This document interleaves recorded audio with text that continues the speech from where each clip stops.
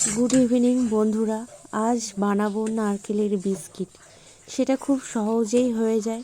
তো তার জন্য লাগবে হাফটা নারকেল।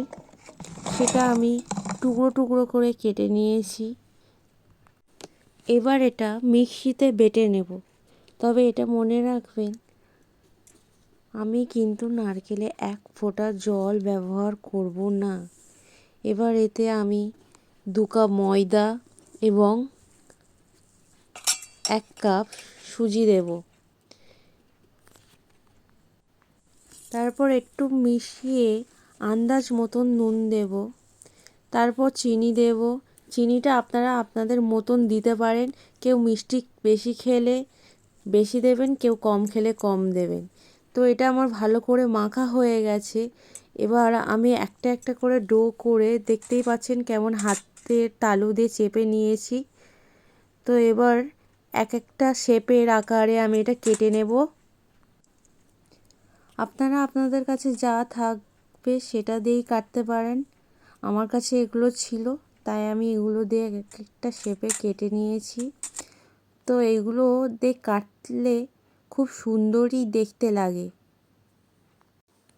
তো আমার কাছে অনেকগুলোই শেপ ছিল, ছোট, একটু বড়।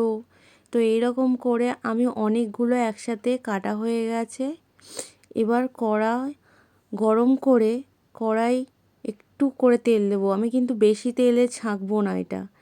অল্প করে তেল দিয়ে একটা একটা করে দেব। প্রথমে 4-5টার মতন ভাজবো। হালকা এতে কালার চলে এলে আমি তারপরে আস্তে আস্তে পরেরগুলো দেব। এটা কিন্তু ধৈর্য ধরে ভাজতে হবে, একদম লো আছে। যদি জোরে আঁচটা দেন, এটা কিন্তু উপরের অংশটা বেশি লাল হয়ে যাবে, কিন্তু ভিতরেরটা হবে না। তো সেহেতু একদম লো আঁচে এটা আস্তে আস্তে উল্টে উল্টে করতে হবে যতক্ষণ না ব্রাউন কালার হবে। তো আমাদের দেখুন, এগুলো হচ্ছে 4-5টা হয়ে গেছে। তারপরে একটা একটা করে আবার দিয়েছি কিছুটা করার জন্য। আমি কিন্তু ছাঁকা তেলে একদমই ভাজিনি, অল্প অল্প করে তেল দিয়ে এটা ভেজেছি। তো দেখুন কি সুন্দর দেখতে লাগছে। আমাদের রেডি।